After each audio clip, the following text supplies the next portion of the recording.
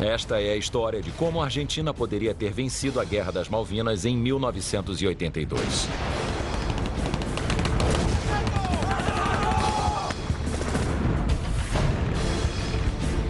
Alguns eventos narrados a seguir nunca aconteceram, mas poderiam ter ocorrido e mudado a história. Os especialistas e protagonistas são reais. Se os britânicos sofressem um contra-ataque, estariam perdidos, não venceriam. Se os argentinos tivessem resistido mais 2 semanas, talvez tivessem triunfado.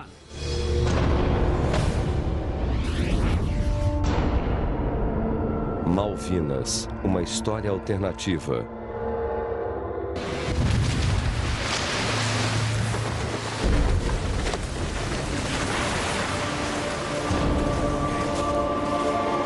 Nas primeiras horas de 2 de abril de 1982, um grupo de comandos da Armada Argentina iniciou a ocupação das Ilhas Malvinas. 800 soldados apoiados por navios de guerra e tanques anfíbios conseguiram a rendição da pequena guarnição britânica que defendia as ilhas.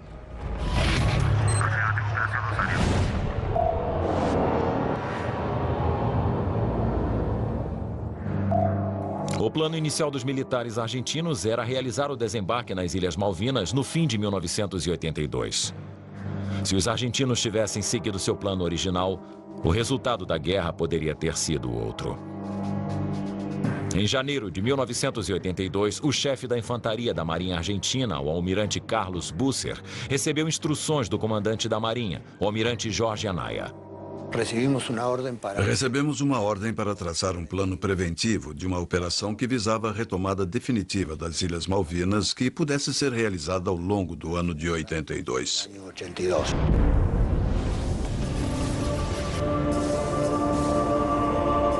As Malvinas são um arquipélago isolado, situado a 600 quilômetros da costa sul-americana.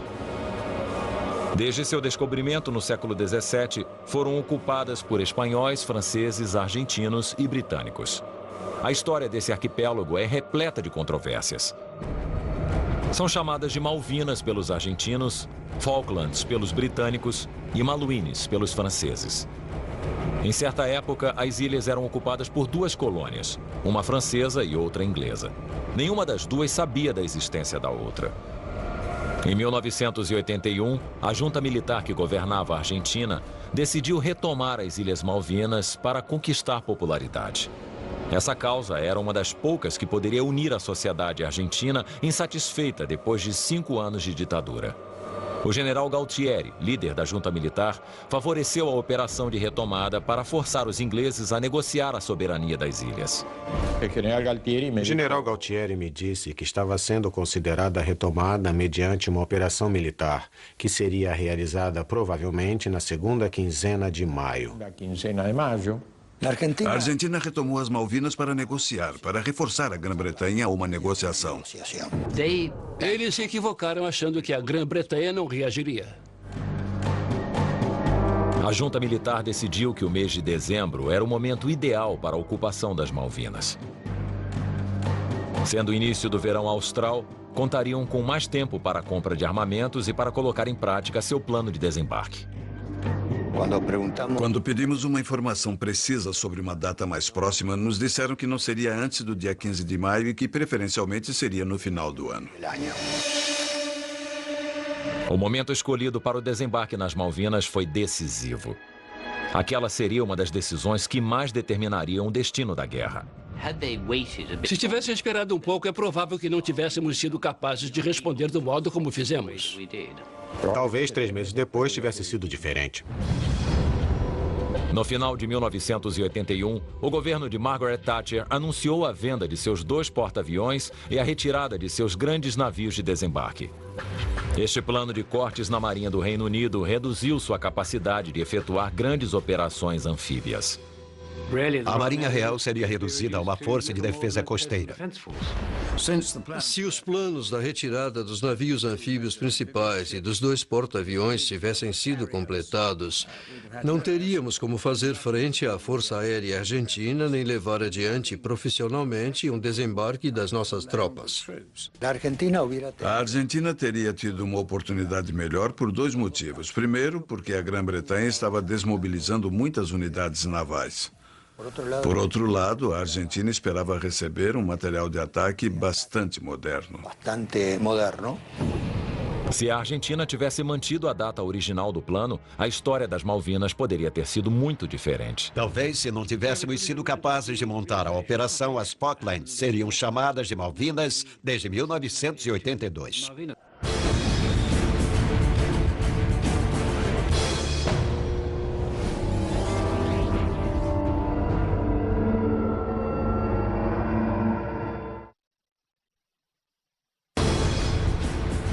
Esta é a história de como a Argentina esteve muito perto de vencer a Guerra das Malvinas em 1982. O primeiro fator-chave foi o tempo. O plano original da Argentina era lançar a operação no final daquele mesmo ano. A Marinha Argentina havia recebido em maio de 1982 4 vezes mais mísseis Exocet do que usou durante a guerra. O avião Super Standard e o míssil Exocet formavam um conjunto de ataque fabricado ou concebido com o objetivo de afetar ou danificar e atacar os navios dos inimigos. E eu os recebi um pouco antes de 2 de abril. Recebi alguns aviões, creio que uns 8 ou 10, alguma coisa assim, eu não tenho certeza. Mas tinha recebido apenas 5 mísseis Exocet. Se tivessem esperado 6 ou 9 meses mais para lançar a operação, acredito que não estaríamos em condições de reagir adequadamente.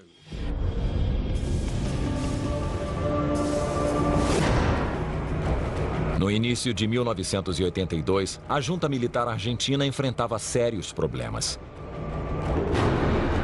Em 30 de março, houve a primeira manifestação pública maciça em 6 anos. Os cidadãos reivindicavam eleições gerais. A junta precisava de uma ação extraordinária que revertesse sua crescente impopularidade. A retomada das Malvinas, uma aspiração eterna da sociedade argentina, parecia a saída ideal para se conseguir isso. Não se pode se esquecer das Malvinas nunca, porque é algo inquestionavelmente argentino. Mas elas também são um sentimento e vão continuar sendo. A Armada Argentina decidiu conseguir apoio para o regime com uma operação nas Ilhas Geórgias do Sul, um arquipélago isolado, próximo das Ilhas Malvinas. Um grupo de operários transportados pela Marinha Argentina hasteou uma bandeira nacional nas ruínas de uma estação baleeira abandonada. No dia 20 de março, começou a se configurar a crise nas Ilhas Geórgias. Aquele famoso episódio com os empregados de Davidoff, porque içaram uma bandeira onde não era permitido e... Esse acontecimento alertou a Grã-Bretanha. Nas horas seguintes, os britânicos divulgaram a notícia de que um de seus submarinos nucleares havia zarpado da base britânica de Gibraltar com destino às Malvinas. O que é maravilhoso nos submarinos é que não são vistos. Os adversários podem apenas especular sobre a sua posição verdadeira. A junta militar argentina pressupôs que o submarino seguia em direção às Malvinas. Era o momento de decidir se aceleravam o desembarque antes que a ameaça se concretizasse. No dia 24, nos fizeram uma pergunta: qual poderia ser o momento mais próximo para realizar a operação? Avaliamos qual era a nossa situação. Se nos dessem uma ordem imediata, talvez pudéssemos zarpar no dia 28. Finalmente, a junta ordenou que o plano para tomar as Malvinas fosse realizado 5 meses antes do planejado, para que se antecipassem a chegada do submarino nuclear.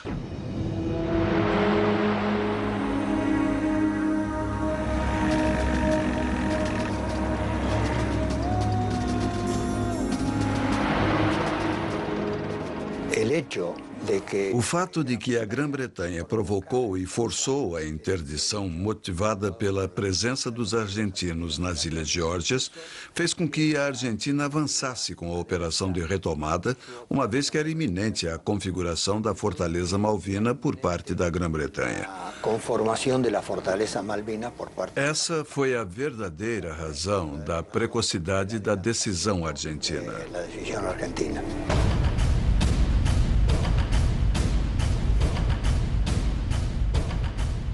Na verdade, os britânicos não haviam mandado nenhum submarino para as Malvinas. Eles presumiram que a notícia de que um submarino nuclear nosso estava se dirigindo rumo ao Atlântico Sul era verdadeira. Isso nos deu tempo para preparar outros 3 submarinos nucleares para enviar às Malvinas. Se não tivessem interpretado erradamente a informação, é provável que não tivessem iniciado a operação em abril. O momento escolhido pelos argentinos não poderia ser mais desfavorável. Os melhores navios da frota britânica estavam realizando exercícios de guerra. Por esta razão, não levaram muito tempo para preparar uma resposta ao desafio argentino no Atlântico Sul.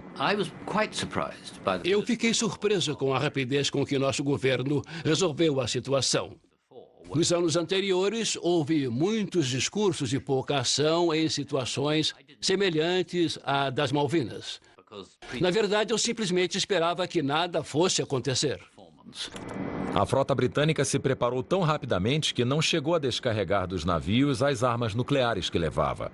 Um segredo que o governo britânico ocultou durante anos depois de terminada a guerra.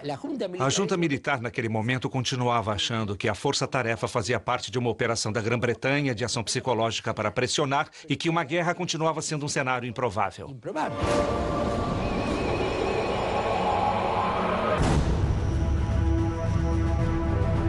Embora a junta considerasse improvável um confronto militar com a Grã-Bretanha, ela começou a reunir tropas e equipamentos nas ilhas para intimidar seu adversário.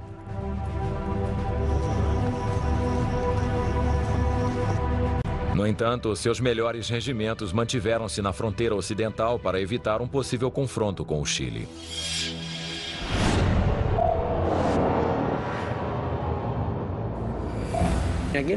Naquele momento, a junta militar temia deixar a fronteira com o Chile desguarnecida. Isso deve ser situado num contexto histórico.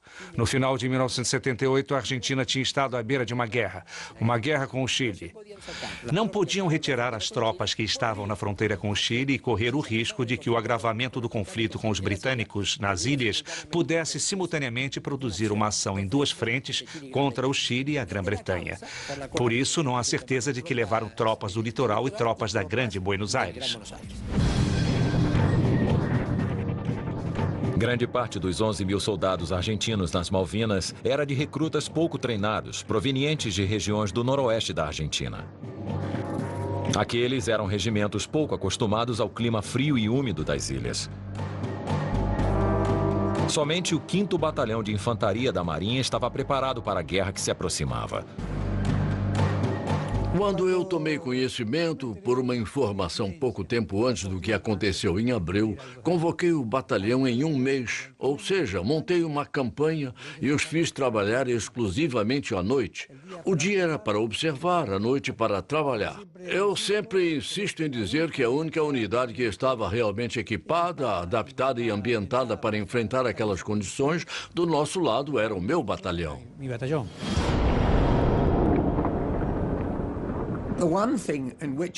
Eu tinha certeza, desde o começo, de que a superioridade estava nas pessoas. Nós não apenas contávamos com os fuzileiros britânicos e os soldados, mas também tínhamos os melhores deles.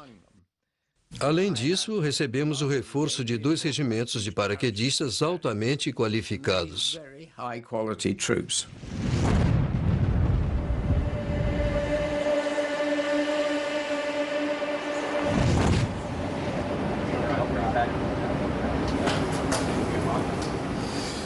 Cão número 4. Cão A9026 em condição de decolagem. Ocupe posição e decole.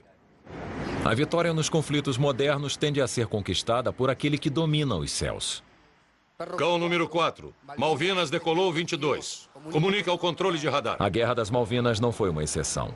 A Argentina teria a oportunidade de dominar os céus das ilhas com a simples construção de uma base nas Malvinas, de onde eles coordenariam seus aviões de combate mais poderosos. Tinham um lugar perfeito para fazê-lo.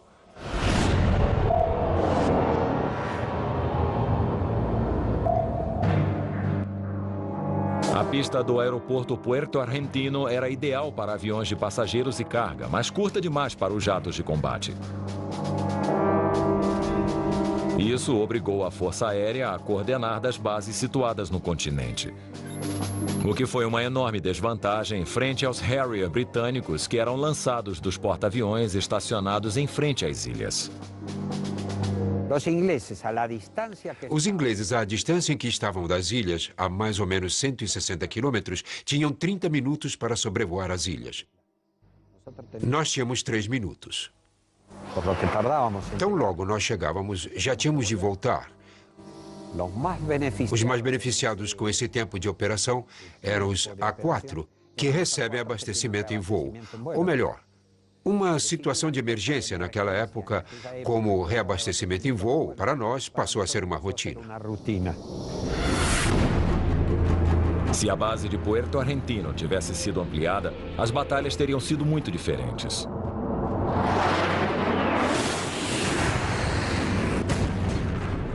Os aviões argentinos, muito mais numerosos do que os britânicos, teriam contado com o tempo e o alcance suficiente para chegar ao coração da frota britânica. Eles teriam nos provocado sérios problemas caso seus aviões mais rápidos tivessem ido mais longe. Os efeitos teriam sido muito mais graves sobre a nossa frota e talvez tivessem conseguido expulsar os nossos porta-aviões para fora da zona de combate.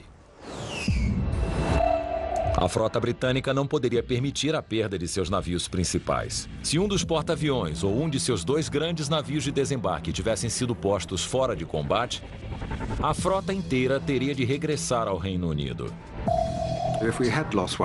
Se tivéssemos perdido um só dos 2 porta-aviões, provavelmente não teríamos conseguido manter a campanha. Teria sido um problema operar com apenas um deles. O mesmo acontecia com os 2 navios anfíbios, que eram vitais para realizar o desembarque. Tampouco teríamos contado com plataformas para os nossos helicópteros, nossos jipes e para os Harriers. Toda a operação teria sido arruinada por completo. A possível extensão da base aérea de Puerto Argentino era uma ameaça tão grave que os comandantes britânicos consideraram a possibilidade de uma resposta drástica diante da ampliação da pista. Teríamos de ter chegado mais longe. Não sei se teríamos chegado à opção nuclear. Não sei até que ponto chegaríamos, mas o certo é que teríamos tomado medidas nesse sentido.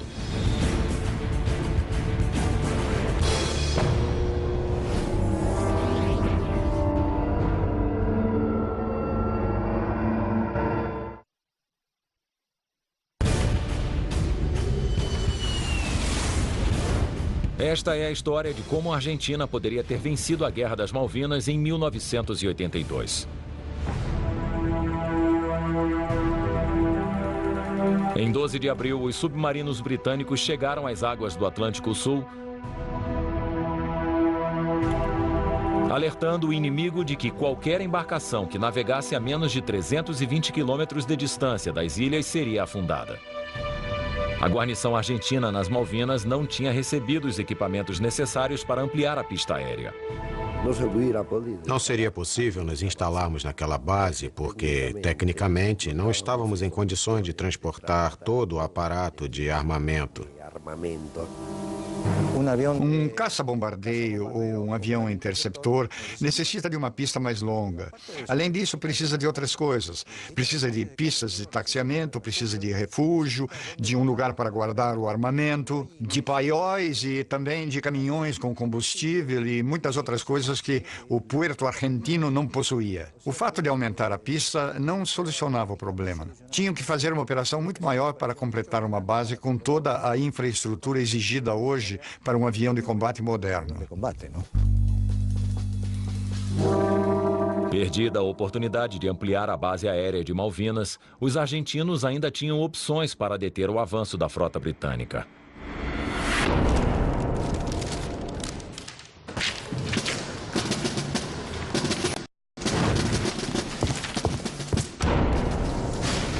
Senhor, aqui está. Deixa-me ver. A Marinha Argentina tinha todas as ferramentas para enfrentar os ingleses. A questão era como utilizá-las de maneira eficiente.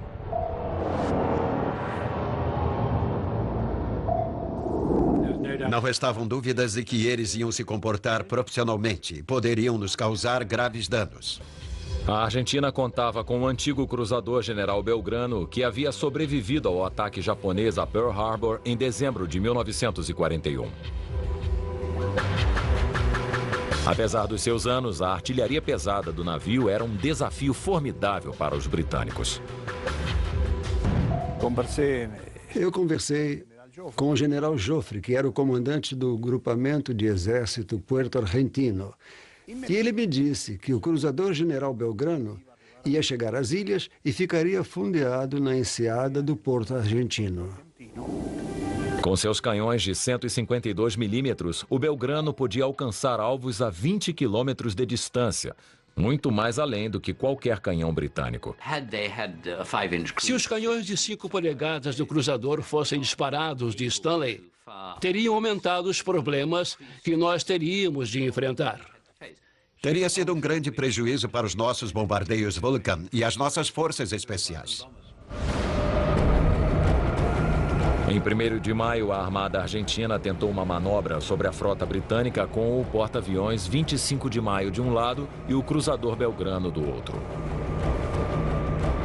Tentaram fazer o ataque no dia 1º à tarde. Essa articulação de que estou falando, ou melhor, os aviões estavam prontos, estavam camuflados, prontos para decolar, prontos para fazer o ataque. Lamentavelmente ocorreu um fato que não é que seja típico, mas também não é algo frequente. Aconteceu uma calmaria e não era possível fazer com que os aviões saíssem ou decolassem dos porta-aviões. E os aviões argentinos estavam carregados com bombas suficientes para que a probabilidade de um confronto com um navio britânico importante fosse razoavelmente promissora. Isso obrigou que eles começassem a tirar um pouco mais de combustível ou algum armamento dos aviões que iam ser lançados.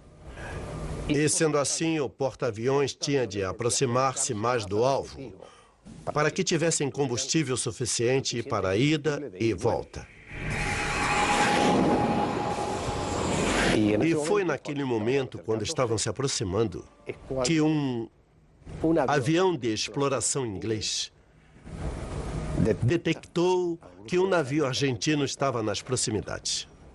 O fator surpresa, que naquele momento era vital para fazer o ataque sobre as forças britânicas, havia desaparecido. Os argentinos desistiram do ataque tarde demais. O cruzador Belgrano foi afundado por 2 torpedos lançados pelo submarino nuclear Conqueror. Os projéteis que o afundaram também tinham sido fabricados com tecnologia da Segunda Guerra Mundial. Com o Belgrano, 323 vidas foram perdidas, a metade das mortes argentinas durante a guerra. A partir daquele ano, os almirantes argentinos não quiseram arriscar a perda de mais navios e os mantiveram em águas rasas nas proximidades do continente. Foi uma ótima notícia quando nós soubemos que toda a frota argentina voltava para seus portos. Não saíram novamente de lá durante o resto da guerra. Isso nos deu uma grande vantagem. Eles decidiram lançar uma ofensiva usando todos os seus meios aéreos. A situação era ainda muito séria para nós. 2 torpedos velhos acabaram com o moral da frota argentina. Seus aviões, no entanto, continuaram atuando. Quando afundaram o Belgrano, eles ainda tinham uma oportunidade, mas perderam toda a vontade de lutar. No dia seguinte ao afundamento do Belgrano, um míssil Exocet argentino acabou com o destroyer britânico Sheffield. Mas a guerra ainda não tinha acabado.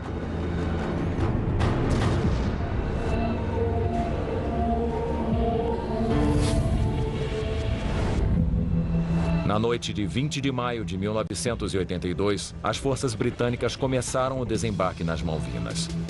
Era o começo da campanha para retomar as ilhas. Os argentinos poderiam ter impedido o ataque britânico sem disparar sequer uma bala.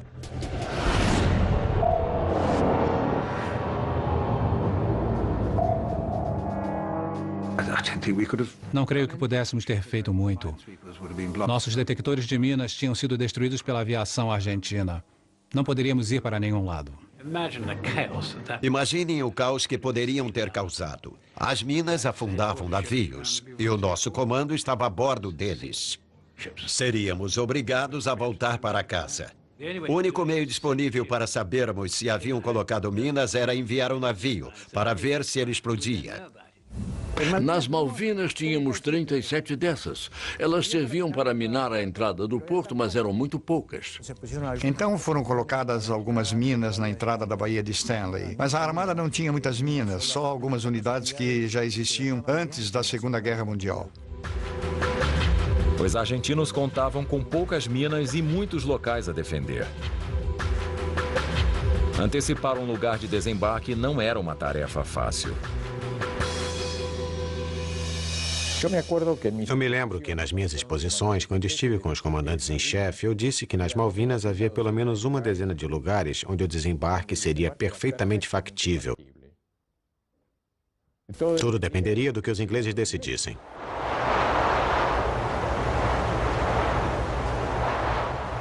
Quando um atacante de um arquipélago ou de uma ilha tem superioridade naval e aérea, ele pode escolher o lugar de desembarque que quiser, de forma que, para o defensor, o problema se torna muito grave, porque ele não pode organizar uma defesa em todos os lugares possíveis.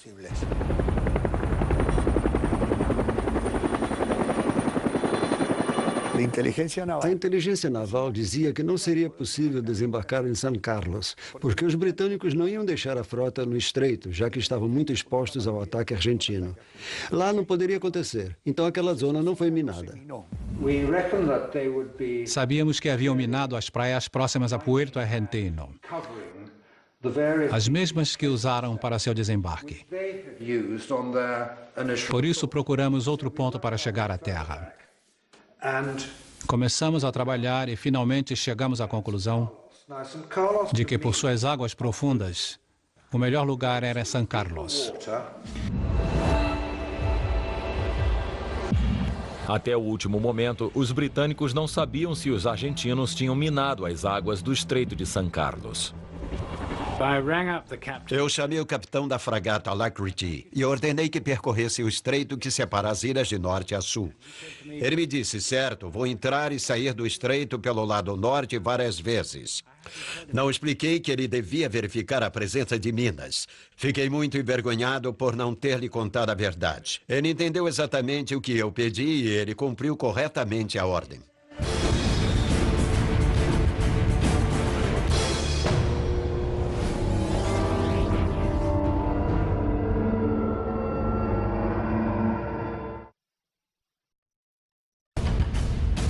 Esta é a história de como a Argentina poderia ter vencido a Guerra das Malvinas em 1982.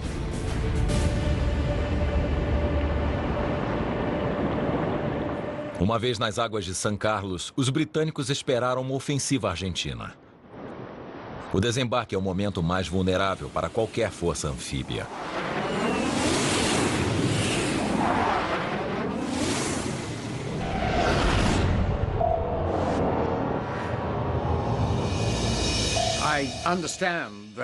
Na minha opinião, os argentinos acreditaram que a Operação de San Carlos era apenas um engano. Era exatamente o que queríamos que pensassem. Assim, conseguimos preparar nossas defesas para poder enfrentá-los, caso nos atacassem. O contra-ataque nunca aconteceu, a não ser pelos ataques aéreos. Não há dúvidas de que, para realizar uma ofensiva terrestre, é necessário contar com domínio aéreo. Não falo de um domínio total, mas do suficiente para avançar por terra sem perdas excessivas. Com menos aviões de combate e com os porta-aviões perto do campo de batalha, os britânicos se encontravam em posição muito vulnerável. Os pilotos da Força Aérea Argentina ainda não tinham mostrado toda a sua capacidade de ataque. Estava seriamente preocupado com a Força Aérea Argentina e suas bases no continente, a apenas 600 quilômetros, poderiam causar muitos danos à nossa força anfíbia, em particular quando os navios se aproximassem da terra e durante a descarga de equipamentos.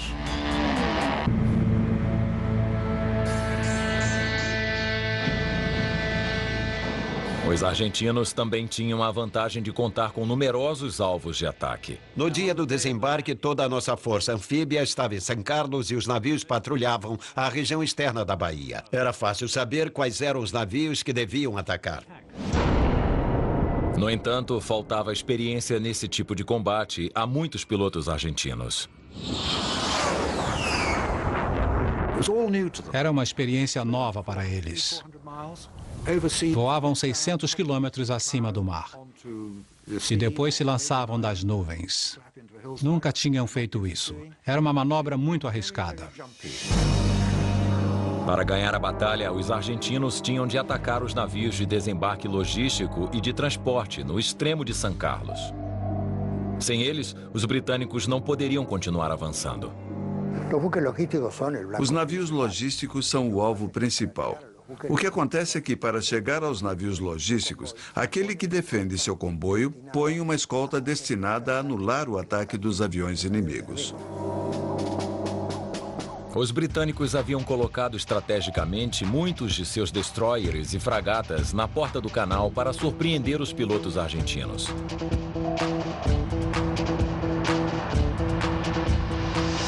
Durante 5 dias, os pilotos argentinos desafiaram ferozmente a defesa aérea e os aviões Harrier britânicos.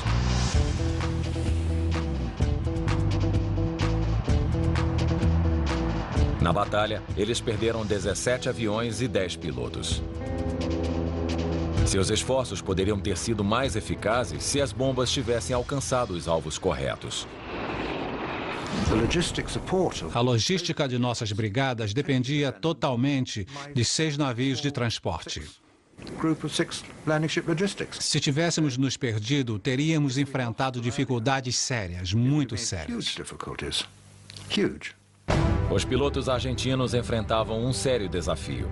Tinham que voar a uma altura muito baixa sobre o oceano durante 1 hora, pelo menos, usando apenas uma bússola e um cronômetro como guia. A seguir, chegando a São Carlos, tinham poucos instantes para decidir que alvo atacar. Quando seguiam para a Baía de São Carlos, voavam a 300 metros por segundo, a 2 ou 3 metros da superfície do mar. Entravam numa baía repleta de navios e não havia muito tempo para decidir. A preocupação principal nesses momentos é não colidir com a água. A visão se concentra apenas no que está na frente. Nada que acontece nas suas costas é importante.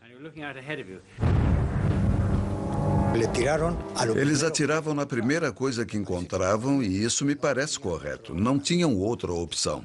De qualquer forma, se as bombas que lançaram nos navios de escolta tivessem explodido, provavelmente a força-tarefa britânica teria acabado sem navios escoltas. Mas havia um desafio ainda maior. As bombas que os aviões lançavam não tinham sido projetadas para atingir alvos em altitudes tão baixas. Tivemos que lutar com elas, com os elementos que tínhamos à mão. Mas se as nossas bombas lançadas pelos aviões a tão pouca distância fossem equipadas com uma estopilha que explodisse sem tocar o navio inimigo, correríamos o risco de que elas explodissem e derrubassem o avião. Era necessário, então, colocar um pequeno retardador que fazia com que a bomba atravessasse o navio de um lado ao outro e, se explodisse, explodia fora dele. Dessa forma, nós tivemos muitas bombas que não explodiram. Pelo menos em 14 ocasiões, as bombas argentinas que atingiram os navios britânicos não chegaram a explodir. Explodiram menos bombas do que o esperado, quase a metade. Se tivessem explodido, teríamos sido derrotados. As bombas não explodiam porque não foram projetadas para aquele tipo de alvo. Tiveram que ser improvisadas nos dias anteriores. Quando soubemos que a Grã-Bretanha mandara sua frota, pegamos os nossos melhores aviões para fazer exercícios com os instrutores da nossa armada.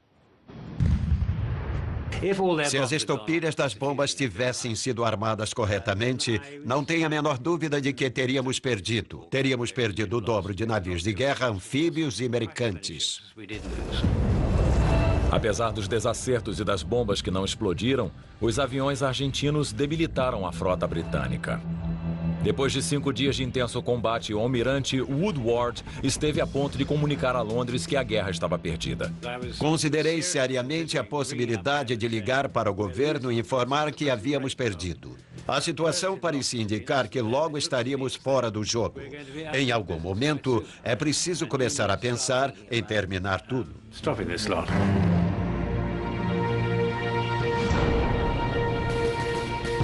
Desde o momento em que os britânicos mobilizaram sua frota em 3 de abril, começaram uma corrida contra o tempo. O simples deslocamento até as Malvinas havia lhes tomado 19 dias.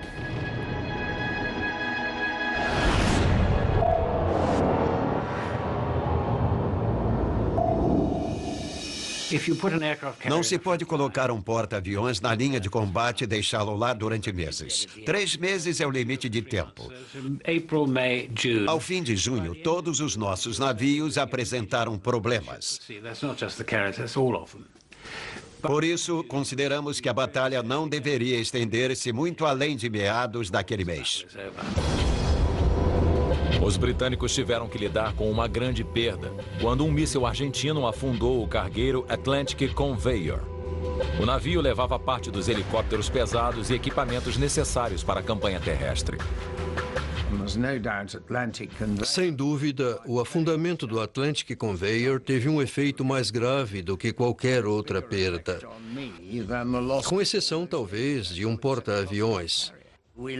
Lá, nós perdemos a maioria dos nossos helicópteros pesados. Pelo que me lembro, foi a perda mais significativa que tivemos em toda a guerra.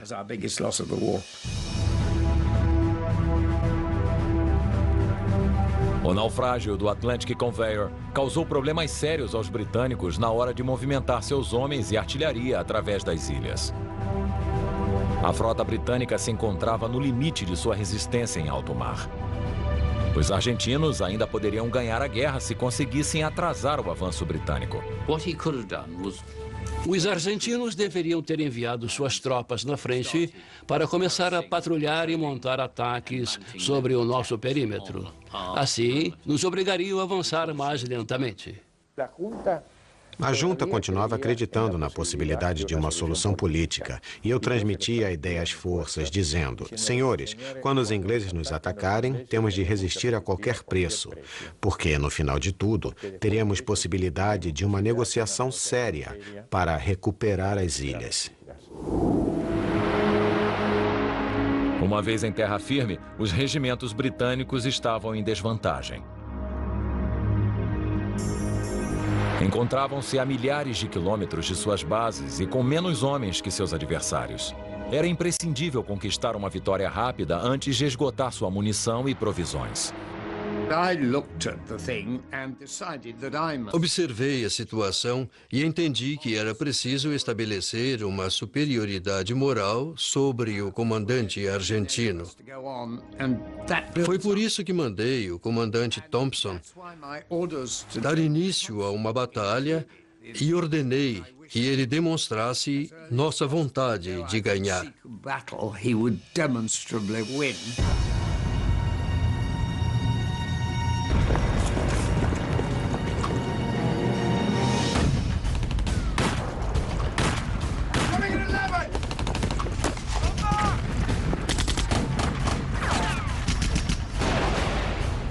Os britânicos decidiram fazer seu primeiro ataque terrestre à pequena guarnição de Darwin, Pradera del Ganso, em vez de seguirem para Puerto Argentino, o alvo principal da guerra.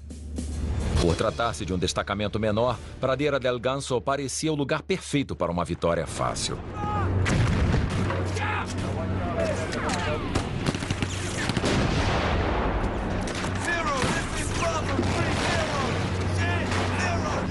Mas os britânicos subestimaram a guarnição argentina lá estabelecida. Nós tínhamos uma inteligência realmente pobre em relação ao que acontecia nas ilhas. Com certeza, nunca imaginamos a grande quantidade de tropas que havia em Pradeira del Ganso e fomos apanhados de surpresa. Fiquei surpreso pela nossa demora para conquistar Pradeira del Ganso. Nunca pensamos que fosse uma missão tão árdua e com certeza nos tomou muito mais tempo do que havíamos planejado. Deviam ter nos deixado de lado e seguir diretamente até Puerto Argentino.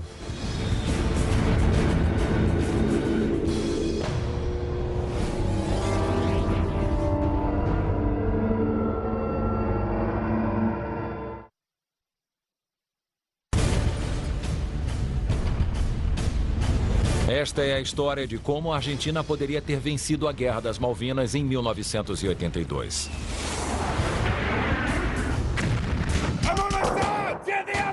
Depois de 2 dias de um confronto feroz, os britânicos tomaram Pradeira del Ganso. Não foi uma vitória fácil, como haviam previsto. Se a resistência argentina tivesse mostrado a mesma firmeza nas batalhas seguintes, os britânicos teriam esgotado suas munições e provisões antes de chegar a Puerto Argentino.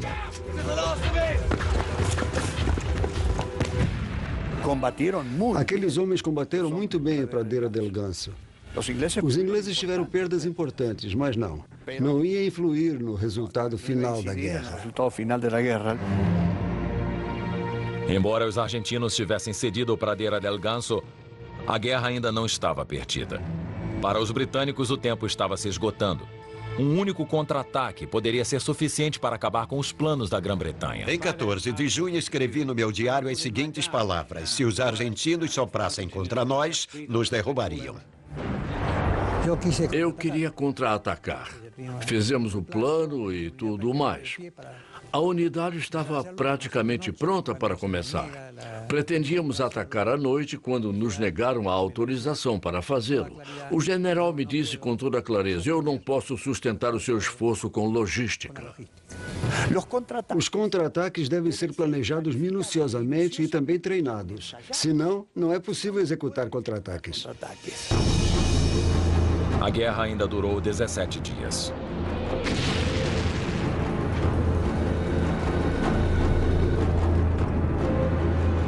Os problemas que afetaram as tropas argentinas desde o início da guerra iam piorando com as batalhas seguintes.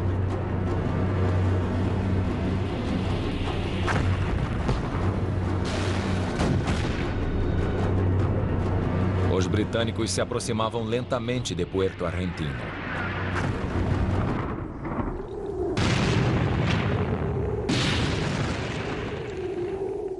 Quando os britânicos chegaram à capital das Malvinas, os argentinos já estavam muito debilitados.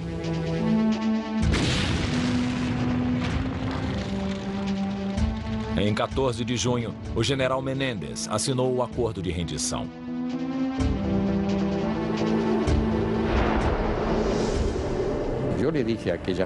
Naquela manhã de 14 de junho, eu disse ao general Galtieri: não posso exigir mais dos soldados que se empenharam tanto e que perderam tanto. Agora temos que assumir uma responsabilidade histórica. Bom, eu a assumi. Era a minha missão como comandante naquele momento.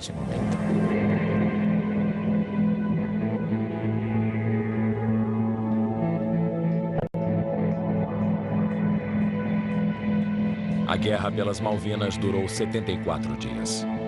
Esse rápido conflito teve consequências graves para ambos os lados.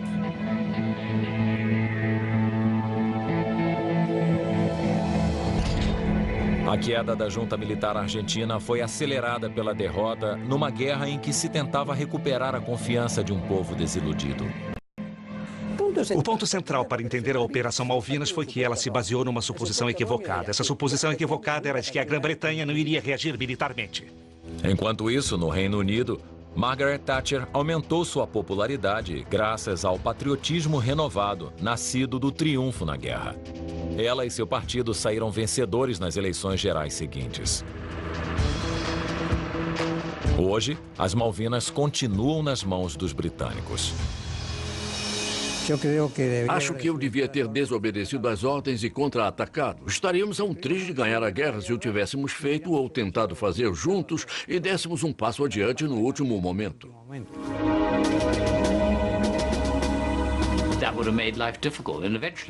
Isso não teria sido complicado. E talvez tivesse enfraquecido o avanço britânico, causando muitas baixas, e poderia ter forçado a opinião internacional a pressionar a Grã-Bretanha a chegar a algum tipo de acordo. Acho que poderia ter havido, em determinado momento, uma trégua, um armistício. Talvez pudesse ter havido alguma solução intermediária. O que acontece é que, dado o fervor que sempre foi gerado na Argentina, qualquer alternativa a esta característica teria parecido uma derrota política da junta militar. Quando a Guerra das Malvinas começou em abril de 1982, seu resultado era imprevisível. Dizem que a arte da guerra consiste em se cometer menos erros que o adversário. O conflito pelas Malvinas prova isso. Um erro a menos cometido pelos argentinos e um a mais pelos britânicos poderiam ter mudado o curso da história. Versão brasileira Audiocorp.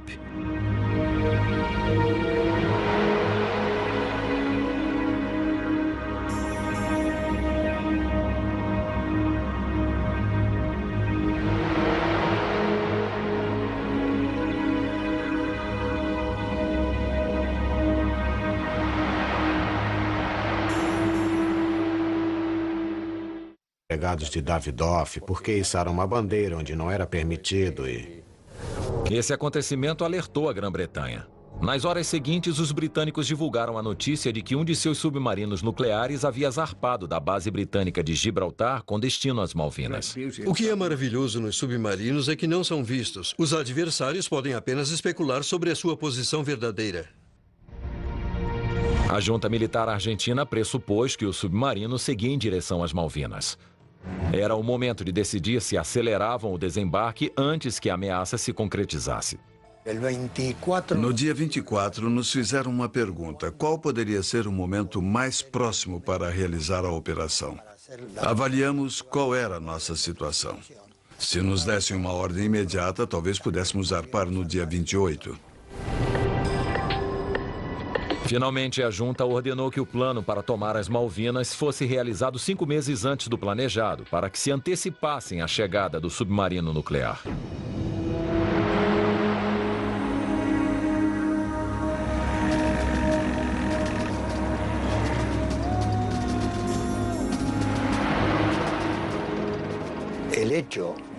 O fato de que a Grã-Bretanha provocou e forçou a interdição motivada pela presença dos argentinos nas Ilhas Geórgias fez com que a Argentina avançasse com a operação de retomada, uma vez que era iminente a configuração da Fortaleza Malvina por parte da Grã-Bretanha. Essa foi a verdadeira razão da precocidade da decisão argentina.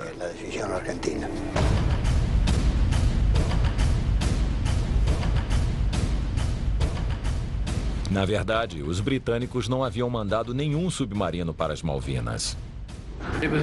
Eles presumiram que a notícia de que um submarino nuclear nosso estava se dirigindo rumo ao Atlântico Sul era verdadeira. Isso nos deu tempo para preparar outros 3 submarinos nucleares para enviar às Malvinas. Se não tivessem interpretado erradamente a informação, é provável que não tivessem iniciado a operação em abril.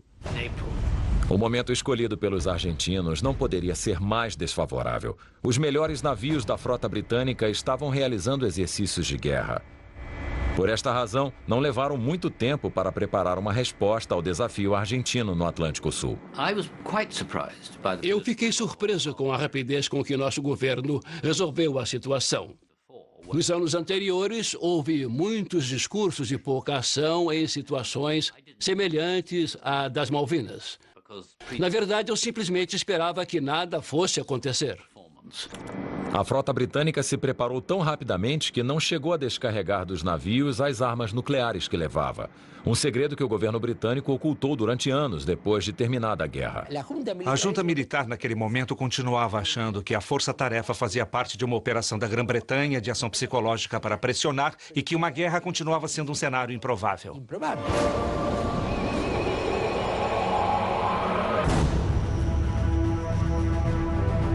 Embora a junta considerasse improvável um confronto militar com a Grã-Bretanha, ela começou a reunir tropas e equipamentos nas ilhas para intimidar seu adversário.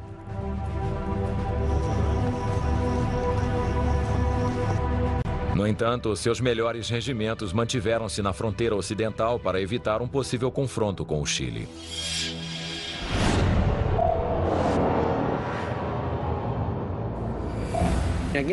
Naquele momento, a junta militar temia deixar a fronteira com o Chile desguarnecida. Isso deve ser situado num contexto histórico. No final de 1978, a Argentina tinha estado à beira de uma guerra. Uma guerra.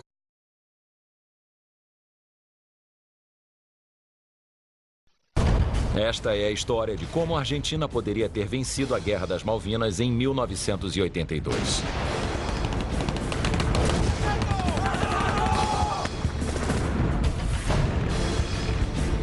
Alguns eventos narrados a seguir nunca aconteceram, mas poderiam ter ocorrido e mudado a história. Os especialistas e protagonistas são reais. Se os britânicos sofressem um contra-ataque, estariam perdidos, não venceriam. Se os argentinos tivessem resistido mais 2 semanas, talvez tivessem triunfado.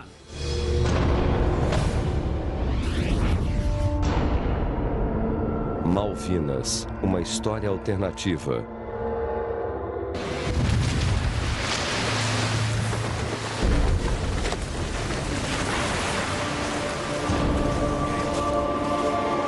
Nas primeiras horas de 2 de abril de 1982, um grupo de comandos da Armada Argentina iniciou a ocupação das Ilhas Malvinas. 800 soldados apoiados por navios de guerra e tanques anfíbios conseguiram a rendição da pequena guarnição britânica que defendia as ilhas.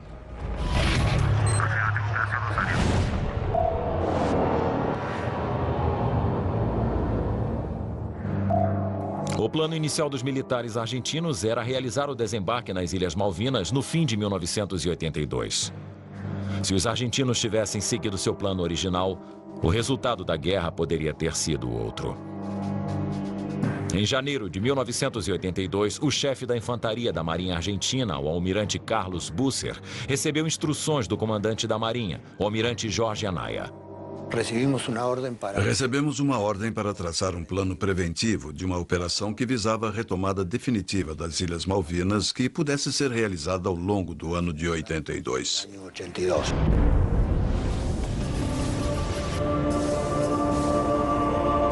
As Malvinas são um arquipélago isolado, situado a 600 quilômetros da costa sul-americana. Desde seu descobrimento no século XVII, foram ocupadas por espanhóis, franceses, argentinos e britânicos. A história desse arquipélago é repleta de controvérsias. São chamadas de Malvinas pelos argentinos, Falklands pelos britânicos e Malouines pelos franceses. Em certa época, as ilhas eram ocupadas por 2 colônias, uma francesa e outra inglesa. Nenhuma das duas sabia da existência da outra. Em 1981, a junta militar que governava a Argentina decidiu retomar as Ilhas Malvinas para conquistar popularidade. Essa causa era uma das poucas que poderia unir a sociedade argentina insatisfeita depois de 5 anos de ditadura. O general Galtieri, líder da junta militar, favoreceu a operação de retomada para forçar os ingleses a negociar a soberania das ilhas. O general Galtieri me disse que estava sendo considerada a retomada mediante uma operação militar, que seria realizada provavelmente na segunda quinzena de maio. A Argentina retomou as Malvinas para negociar, para reforçar a Grã-Bretanha a uma negociação. Eles se equivocaram achando que a Grã-Bretanha não reagiria. A junta militar decidiu que o mês de dezembro era o momento ideal para a ocupação das Malvinas. Sendo o início do verão austral, contariam com mais tempo para a compra de armamentos e para colocar em prática seu plano de desembarque. Quando pedimos uma informação precisa sobre uma data mais próxima, nos disseram que não seria antes do dia 15 de maio e que preferencialmente seria no final do ano. Os efeitos teriam sido muito mais graves sobre a nossa frota e talvez tivessem conseguido expulsar os nossos porta-aviões para fora da zona de combate. A frota britânica não poderia permitir a perda de seus navios principais. Se um dos porta-aviões ou um de seus 2 grandes navios de desembarque tivessem sido postos fora de combate, a frota inteira teria de regressar ao Reino Unido. Se tivéssemos perdido um só dos 2 porta-aviões, provavelmente não teríamos conseguido manter a campanha. Teria sido um problema operar com apenas um deles. O mesmo acontecia com os 2 navios anfíbios, que eram vitais para realizar o desembarque. Tampouco teríamos contado com plataformas para os nossos helicópteros, nossos jipes e para os Harriers. Toda a operação teria sido arruinada por completo. A possível extensão da base aérea de Puerto Argentino era uma ameaça tão grave que os comandantes britânicos consideraram a possibilidade de uma resposta drástica diante da ampliação da pista. Teríamos de ter chegado mais longe. Não sei se teríamos chegado à opção nuclear. Não sei até que ponto chegaríamos, mas o certo é que teríamos tomado medidas nesse sentido.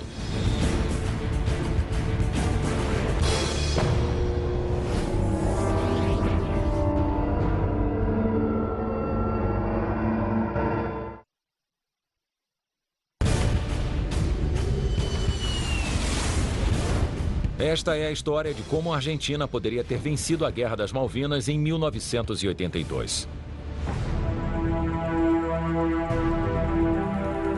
Em 12 de abril, os submarinos britânicos chegaram às águas do Atlântico Sul, alertando o inimigo de que qualquer embarcação que navegasse a menos de 320 quilômetros de distância das ilhas seria afundada. A guarnição argentina nas Malvinas não tinha recebido os equipamentos necessários para ampliar a pista aérea. Não seria possível nos instalarmos naquela base porque, tecnicamente, não estávamos em condições de transportar todo o aparato de armamento. Um caça-bombardeio ou um avião interceptor necessita de uma pista mais longa.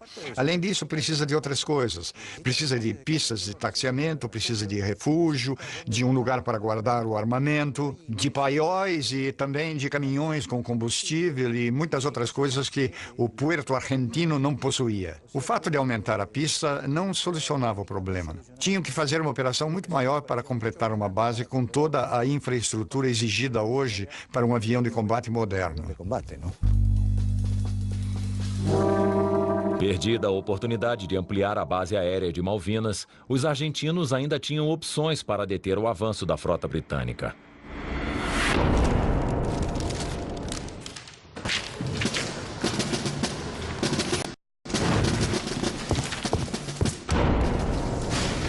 Senhor, aqui está. Deixa-me ver. A Marinha Argentina tinha todas as ferramentas para enfrentar os ingleses. A questão era como utilizá-las de maneira eficiente.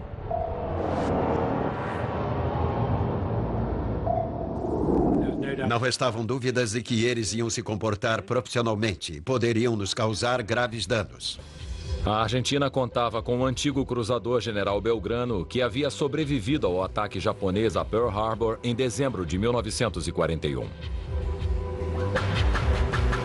Apesar dos seus anos, a artilharia pesada do navio com o Chile.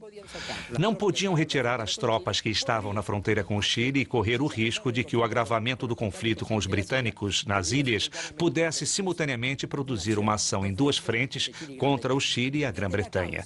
Por isso, não há certeza de que levaram tropas do litoral e tropas da Grande Buenos Aires. Grande parte dos 11 mil soldados argentinos nas Malvinas era de recrutas pouco treinados, provenientes de regiões do noroeste da Argentina. Aqueles eram regimentos pouco acostumados ao clima frio e úmido das ilhas. Somente o 5º Batalhão de Infantaria da Marinha estava preparado para a guerra que se aproximava. Quando eu tomei conhecimento, por uma informação pouco tempo antes do que aconteceu em abril, convoquei o batalhão em um mês. Ou seja, montei uma campanha e os fiz trabalhar exclusivamente à noite. O dia era para observar, a noite para trabalhar. Eu sempre insisto em dizer que a única unidade que estava realmente equipada, adaptada e ambientada para enfrentar aquelas condições do nosso lado era o meu batalhão.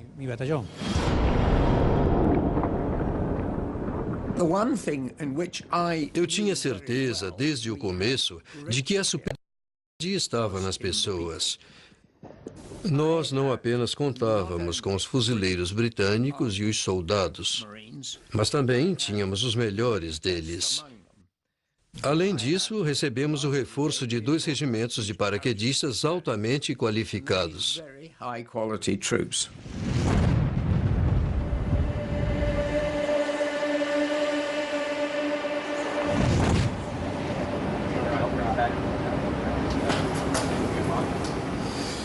Cão número 4. Cão A9026 em condição de decolagem. Ocupe posição e decole.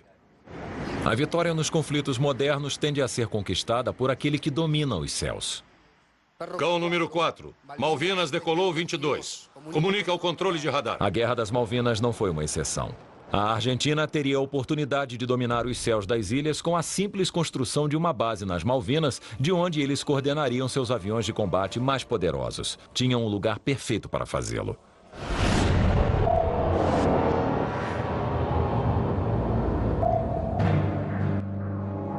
A pista do aeroporto Puerto Argentino era ideal para aviões de passageiros e carga, mas curta demais para os jatos de combate.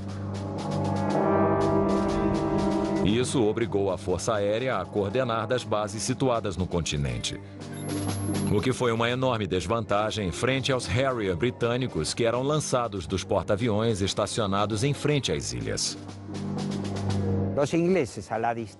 Os ingleses, à distância em que estavam das ilhas, a mais ou menos 160 quilômetros, tinham 30 minutos para sobrevoar as ilhas. Nós tínhamos 3 minutos. Então, logo nós chegávamos, já tínhamos de voltar. Os mais beneficiados com esse tempo de operação eram os A4, que recebem abastecimento em voo. Ou melhor, uma situação de emergência naquela época, como reabastecimento em voo, para nós passou a ser uma rotina. Se a base de Puerto Argentino tivesse sido ampliada, as batalhas teriam sido muito diferentes.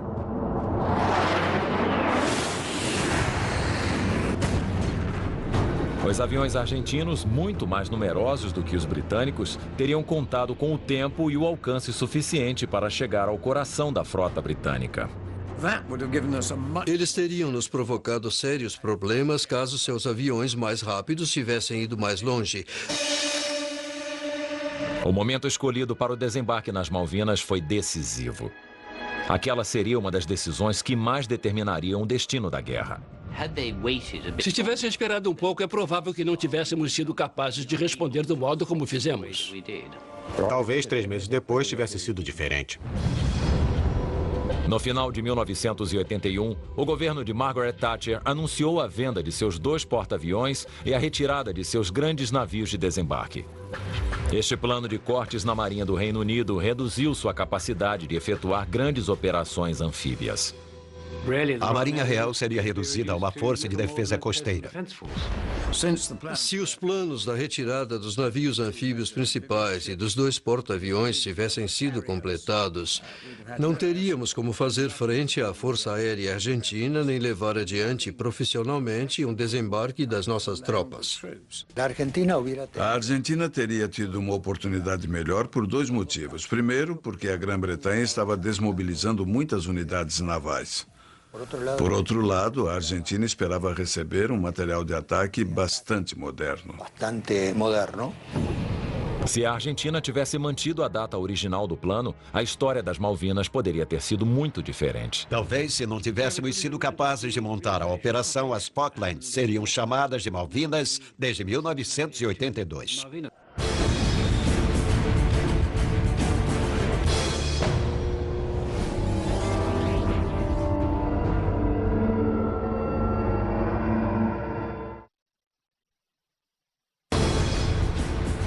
Esta é a história de como a Argentina esteve muito perto de vencer a Guerra das Malvinas em 1982. O primeiro fator-chave foi o tempo. O plano original da Argentina era lançar a operação no final daquele mesmo ano.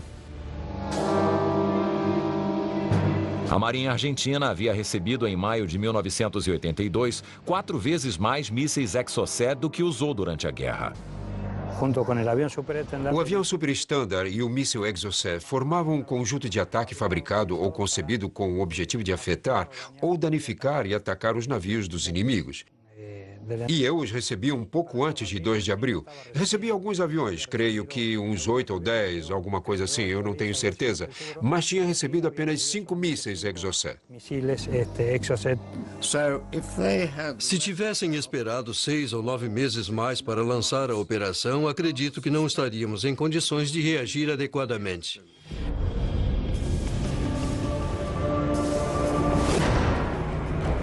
No início de 1982, a junta militar argentina enfrentava sérios problemas. Em 30 de março, houve a primeira manifestação pública maciça em 6 anos. Os cidadãos reivindicavam eleições gerais. A junta precisava de uma ação extraordinária que revertesse sua crescente impopularidade. A retomada das Malvinas, uma aspiração eterna da sociedade argentina, parecia a saída ideal para se conseguir isso. Não se pode se esquecer das Malvinas nunca, porque é algo inquestionavelmente argentino. Mas elas também são um sentimento e vão continuar sendo. A Armada Argentina decidiu conseguir apoio para o regime com uma operação nas Ilhas Geórgias do Sul, um arquipélago isolado, próximo das Ilhas Malvinas. Um grupo de operários transportados pela Marinha Argentina hasteou uma bandeira nacional nas ruínas de uma estação baleeira abandonada. No dia 20 de março, começou a se configurar a crise nas Ilhas Geórgias. Aquele famoso episódio com os